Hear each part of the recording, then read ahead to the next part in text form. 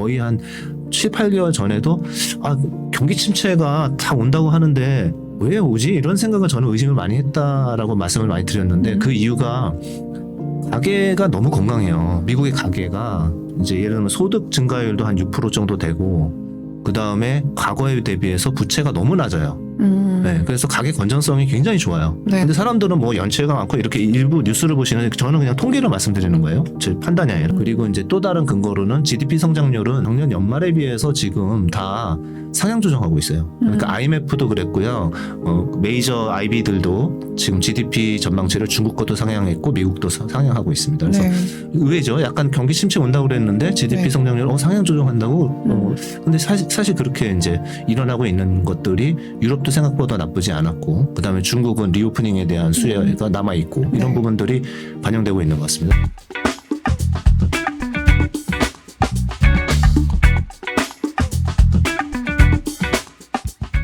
안녕하세요. 오늘은 김태용 그로스일 자산운용 대표님 모시고 말씀 나눠보도록 하겠습니다. 안녕하세요, 대표님. 네, 네. 안녕하십니까?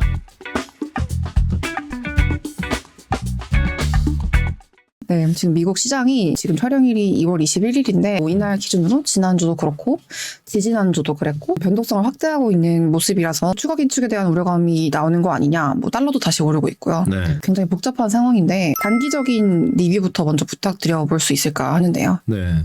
고용 지표 나오고 난 다음에 고용이 너무 좋았고 그다음에 물가 지표, PPI 다 너무 좋게 나오니까 저희도 생각할 때는 5월이면은 금리 인상이 종착점에 온다고 생각했어요. 그래서 그때부터는 이제 그러면은 돈이 좀 더 풀리기 시작하고 주식시장이 본격적으로 좋아지겠다 생각을 했었는데 그 1년의 그런 사태들 한 2주 차에 다 나왔던 이벤트들이죠. 네. 그러면서 5월이 아니라 6월까지도 더 올릴 수도 있겠다. 그리고 한 2주 전만 하더라도 5에서 5.25 정도 금리를 올리고 끝낼 거라고 생각을 했는데 지금은 이제 5.5 이상으로 이제 시장도 그렇게 반영을 하고 있어요. 그렇기 때문에 전반적으로 이제 시장에서 생각하는 그 리스크가 약간 더 올라간 거죠. 네, 그런 부분 때문에 말씀하신 것처럼 1월에는 되게 좋았는데 2월 들어가서 좀 조정을 보이고 있는 거죠. 단기적인 건 그렇고 네. 시야를 넓혀가지고 그러니까 작년 시장에 대한 리뷰를 간단하게 해주시면서 네. 이건 작년엔 이랬는데 올해는 전반적으로 어떻게 될 것 같다. 네. 이런 코멘트 좀 부탁드릴 수 있을까요? 그렇죠. 이제 네. 작년은 뭐 미국 시장부터 굉장히 힘든 시장이었잖아요. 네, 근데 그렇죠. 뭐 이유는 명확했다. 계속 그동안에 2020년, 21년 풀었던 돈들이 반대로 흡수가 되면서 회수가 되면서 주식시장에서 돈이 나가고 그게 채권 시장으로 흘러 들어가고 그 다음에 이제 국가별로 본다 그러면은 이머징 마켓같이런 금리를 천천히 올리는 국가들에서 금리를 빨리 올리고 안전자산인 달러 위주로 해서 더 주로 이제 미국 시장 위주로 돈이 흘러 들어갔다. 이러면서 코스피도 굉장히 많이 빠졌고요. 그 다음에 미국 시장도 역시나 많이 빠졌는데 이런 부분들은 이제 계속된 긴축의 영향이었죠. 네. 그런데 이제 지금 생각해 보면은 물가가 이렇게 오랫동안 유지될지는 몰랐어요. 그래서 이 부분들이 영향을 많이 받았고 그리고 이제 아까 말씀드린 것처럼 이제 금리 종착점도 이제 한 4개월 안에는 다 볼 수 있는 거잖아요. 그러니까 네. 작년하고 올해의 차이점은 그거죠. 작년에는 이제 계속되는 인플레이션, 그 다음에 강한 긴축. 그런데 이제 올해 뭐 중반기부터는 이제 그 반대로 물가는 이미 이제 디스인플레이션을 계속 얘기를 했었고, 네. 그래서 이제 디스인플레이션에 확실히 들어가 있는 거는 맞는 것 같고요. 그 다음에 금리도 어느 정도 이제 어떻게 보면은 유동성을 보면은 지금 실제 유동성은 작년 연말보다는 훨씬 좋아졌어요. 예. 네네. 그게 이제 미국의 국채 금리나 시중 금리나 보면은 고점 찍고 떨어져 있거든요. 네. 정책 금리가 더 올라간다는 거지 시중 금리. 실제 저희가 돈을 빌리거나 기업들이 돈을 빌려서 투자를 할 때 쓰는 그런 금리는 더 안정이 돼 있기 때문에 시장의 유동성은 사실 약간씩 더 좋아지고 있다 이렇게 볼 수 있죠. 그렇기 때문에 작년하고 올해 차이점은 피봇이 생기고 있는 부분이다 이렇게 볼 수 있죠. 피봇이 생기고 있는 국면이고 피봇이 올 거라고 좀 확신하시는 뷰를 가지고 계신 건가요? 골드만삭스, JP모건 같은 네. 글로벌 IB라든지 아니면은 연준도 사실은 이제 그 연준의 점도표를 보면은 평균적으로 5.25 정도에서 끝내는 걸로 이렇게 돼 있거든요. 그게 이제 컨센서스인데 네. 물론 이제 데이터 디펜던트 하겠다. 그래서 네. 어떤 지표들이 더 나오면은 그걸 보고 다시 결정을 하고 이렇게 할 수는 있어요. 그렇지만은 지금 시장 전반적에서 형성되고 있는 컨센서스라는 부분들은 네. 좀 그렇게 보고 있죠. 네. 아. 피봇이 나오는 걸로 보고 있죠. 네. 네네. 그러면 당연히 주식시장 같은 경우도 올해 전반적으로 추세 상승하는 흐름을 보일 거라고 지금 보시는 것 같은데 네, 맞습니다. 동의하는 분들도 있고 동의하지 네. 않는 분들도 시장에서 계실 텐데 왜 어떤 이유에서 추세 상승한다고 보시는지. 제가 생각하는 이제 좋은 부분들 말씀드리고요. 그 다음에 약간 비관론이나 동의하지 않으시는 네. 분들의 논리를 네. 끌어다가 두 가지를 다 말씀드려 볼게요. 네네. 첫 번째는 주가는 이제 유동성도 중요하지만은 경기도 굉장히 중요해요. 그래가지고 경기, 그러니까 경기라는 거는 GDP도 될 수 있고요. 그다음 경제 성장률이죠. 경제 성장률이나 아니면은 경기 선행 지수. 이런 서베이 지수들 이런 것들이 될 수 있는데 지금 이제 OECD 경기 선행 지수로 보면은 2021년 여름부터 해가지고 지금 1년 8개월째 빠지고 있습니다. 네. 그래서 그게 2년을 넘어간 적은 거의 없고요. 그래서 많이 빠졌다라는 거는 이제 충분히 반영을 하고 있다라는 부분이 하나가 있고 네. 그 지표도 나중에 더 자세히 말씀드리겠지만은 3, 4월이면은 사실상 약간 돌아설 수 있는 이런 모습이 보일 것 같고요. 그리고 또 ISM 제조업 지수 많이 보잖아요. 이건 네. 서베이 지수니까 상당히 빠르고 주가랑 굉장히 동행성이 큰데 그 지수 역시도 서비스업 지수는 벌써 돌았어요. 저번 달부터 돌았고요. 네. 그 다음에 3월 초에 이제 발표하잖아요. 이럴 때 약간 바닥치지 않을까 이런 생각이 좀 듭니다. 네, 그래서 경기 지표 자체는 그동안 굉장히 둔화되던 부분들이 이제 멈추거나 돌아서는 게 얼마 안 남았다.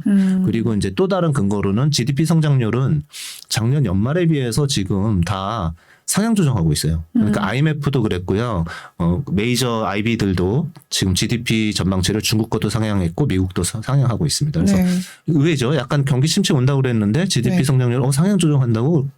근데 사실 그렇게 이제 일어나고 있는 것들이 유럽도 생각보다 나쁘지 않았고 그다음에 중국은 리오프닝에 대한 수혜가 남아 있고 이런 네. 부분들이 반영되고 있는 것 같습니다. 그래서 첫 번째는 제가 이제 매크로 지표 관련해서 네. 경기 지표 관련해서 말씀드렸고요. 네. 두 번째 말씀드리면은 유동성 측면에서 보면은 여태까지는 미국 일변도로 자금이 흘러 들어갔죠. 왜냐하면은 미국의 국채 금리가 빠르게 올라가고 있고 다른 나라들은 잘 못 따라가는 편이고 그다음에 안전자산이고 미국 경기 너무 좋으니까 그렇게 일면도로 달러 위주의 자산으로 쏠리던 현상이 작년 연말부터는 약간 변화가 있었어요. 그러니까 달러가 11월 달에 고점 찍고 떨어지기 시작을 했고요. 그러면서 이제 달러 외의 자산들 특히 이머징 마켓으로 이제 자금이 역대급으로 사실은 1월 달에 들어오고 있습니다. 네. 네.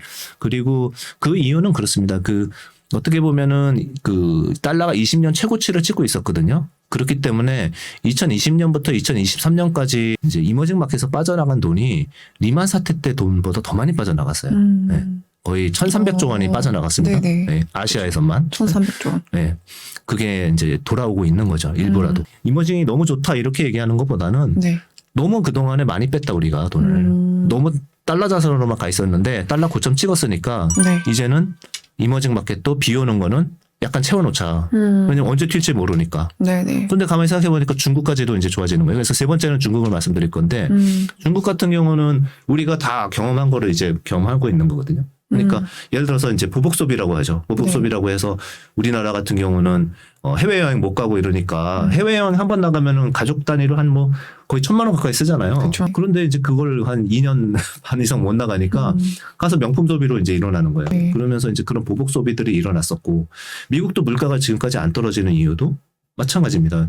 과잉 저축이 있었고 과잉 저축을 써나가는 과정. 이러니까 물가가 안 떨어지거든요. 네. 근데 지금 중국 같은 경우도 마찬가지로 초과 저축이라고 그래가지고 쓸데없이 저축을 더 많이 한 거죠. 원래 하는 저축 외에도 못 쓰니까. 네. 이제 그 부분이 10조 위안 정도 된다고 해요. 네, 한국 돈으로 따지면 1,800조 원. 굉장히 많죠. 중국의 연간 소매 판매 금액이 40조 위안 정도 되니까 10조 위안을 더 쓴다 그러면은 거의 20%를 더 써야 되는 거예요. 이제 그게 우리가 이제 곧 이번 분기 다음 분기에 경제 지표로 나타날 거예요. 와, 중국 소비 엄청나다 말 이게 이제 계속 나올 거예요. 그 뉴스가. 이런 이제 제가 1, 2, 3에서 세 번째까지 말씀드렸잖아요. 이런 부분이 있고.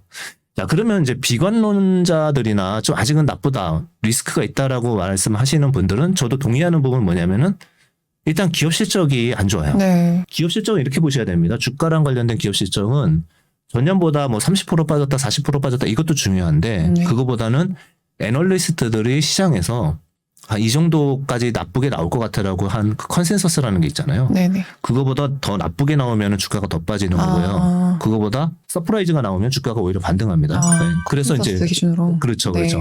그래서 이제 그 애널리스트들의 컨센서스가 하향 조정이 얼만큼 됐나를 미국, 한국을 봐야 되는데 미국은 한 8개월째 하향 조정이 되고 있고요. 네네. 한국도 비슷합니다. 7개월 넘게 하향 조정이 되고 있어요. 그러면은 과거의 평균을 보더라도 7개월 이상 하향 조정된 적이 별로 없습니다. 네, 평균이 딱 그렇습니다. 그래서 많이 하향 조정이 됐고, 근데 이제 경기가 안 좋으니까 제가 볼 때는 한 2, 3개월은 더 하향 조정이 될 것 같아요. 네, 그러면은 이제 시기적으로 언제냐 하면은 1분기 실적이 끝나는 4월 달 정도? 네, 그러니까 4월 달이면은 이미 12월 달 실적 발표하면서 가이던스를 많이 낮춰놨기 때문에 애널리스트들이 눈높이 낮춰놓은 것보다는 그거 위로만 나와도 주식시장은 그거를 큰 악재로는 쓰진 않을 거다라는 거죠. 네. 그래서 저는 이제 주가가 올라간다라는 방향, 그러니까 방향을 완전히 틀어서 추세 상승으로 간다는 거는 사실 계속 어떤 데이터가 나왔어도 그냥 크게 변한 건 없어요. 계속 저희가 생각하는 거는 3, 4월부터 주가가 큰 방향을 턴할 거다. 이렇게 이제 계속 6개월 전부터 말씀을 드리고 있습니다. 지금도 변함은 없고요. 네.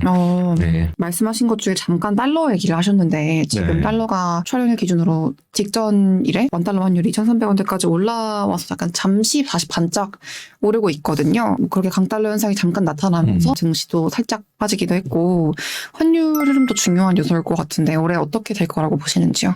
맞추는 건 어렵다. 이제 그렇게 생각하지만 그래도 이제 이 정도는 알 수 있을 것 같아요. 이게 굉장히 뭐 머리 쪽에 있는지 아니면 무릎 쪽에 있는지 이 정도는 알 수 있을 것 같은데 네. 그 뭐 실질 실효 환율로 봐도 되고요. 그건 네. 장기 환율 평균 또는 상대 통화의 이제 움직임이 과했다는 부분 이런 부분들 보면 되는데 네.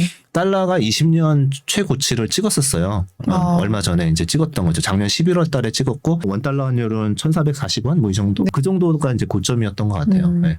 달러가 단순히 이제 제일 높았다고 그래가지고 떨어진다 이런 의미는 아니고요. 네. 달러 대비 이제 다른 나라들을 보면 되겠죠. 근데 유럽부터 보면은 유럽의 경제 성장률도 다시 상향 조정이 되고 있거든요. 원래 경기 침체 마이너스 GDP 성장률을 예상했는데 다 상향이 됐어요. 그다음에 소비도 생각보다 좋다고 하더라고요. 그래서 이런 부분들 때문에 유로화가 계속 약세가 갔던 요인들이 어느 정도 제거가 되고 있어요. 네. 그게 하나 있고 그다음에 ECB 금리 올리는 건 지금 50bp 이렇게 올리고 있으니까 이제 물론 미국이 이제 하도 멀리가 있어서 그런데 열심히 따라가고 있죠. 네. 그리고 이제 미국은 이제 멈출 게 얼마 안 남았고 EU는 이제 조금 더 하고 있고 그다음에 일본 같은 경우도 마찬가지로 이제 제로 금리 정책을 어느 실질적으로는 약간 포기한 이런 모습을 보였던 거죠. 그러니까 이제 엔화 대비도 그런 부분이 있고 이번에 새로 일본 총재가 임명됐을 때도 엔화가 약간 강세로 가는 모습을 보이거든요. 이런 정책에 대한 기대감 때문에. 네. 그렇기 때문에 엔화가 약세 일변도로 가는 것도 끝났다. 마지막으로 이제 위안화도 크잖아요. 근데 네. 위안화 같은 경우는 이제 아까 말씀드린 그런 이유로 해서 지금 이제 중국의 GDP 한 5% 정도 보거든요. 근데 미국이 해봐야 1% 성장을 못 보고 있으니까 이제 그런 부분이 차이가 있고 또 중국의 GDP 성장률은 약간 예상치보다 더 높게 나올 수도 있어요. 아까 말씀드린 그 소매 네. 파워 때문에. 네. 인플레이션 같은 경우는 더 이상 어떤 시장에 주요한 영향을 미치는 팩터가 아니라고 판단하시는 건가요? 그렇진 않습니다. 인플레이션은 조금 뭐 이번 최근 데이터가 6.4 나와서 꼭 그런 건 아니고요. 소비자 물가 지수가 생각보다 빨리 안 떨어지는 부분들이 좀 있더라고요. 이제 주거비 부분이 생각보다 잘 안 떨어지고 있는데 이제 파월도 그렇게 얘기를 했죠. 이거는 이제 후행적인 지표라서 하나 더 자기가 걱정되는 거는 소비 관련한 이 CPI다라고 말씀드려요. 그러니까 상품 부분은 떨어졌고 주거는 곧 떨어질 거고 소비 관련한 요 CPI가 항목이 있잖아요. 이 부분이 이제 자신이 없는 건데 근데 최근 보면은 이제 중고차 가격도 다시 약간 반등하고 있고 그 다음에 이제 유가도 약간 반등하고 있고 이러니까 아직은 약간 불안불안하더라고요. 네. 네, 근데 추세 자체는 떨어지는 추세 맞아요. 네, 6%대는 너무 높아요. 그리고 작년 동기 대비해가지고 이제 6%대 성장인 거잖아요. 근데 작년에 7월 달이 9%였어요. 9.2%였거든요. 7월까지는 이제 떨어지는 거는 보일 것 같아요. 근데 시장 예상한 것만큼 그렇게 팍팍 떨어지진 않을 것 같아요. 그래서 그게 걱정입니다. 네. 지금 리스크 지표로 제일 좀 유의해서 살펴야 될 게 인플레이션이라는 말씀이에요. 예, 빨리 떨어지지 않는 인플레이션 부분이 생각보다 빨리 안 떨어질 경우. 예. 인플레이션 말고 좀 더 주의해서 봐야 될 게 있을까요?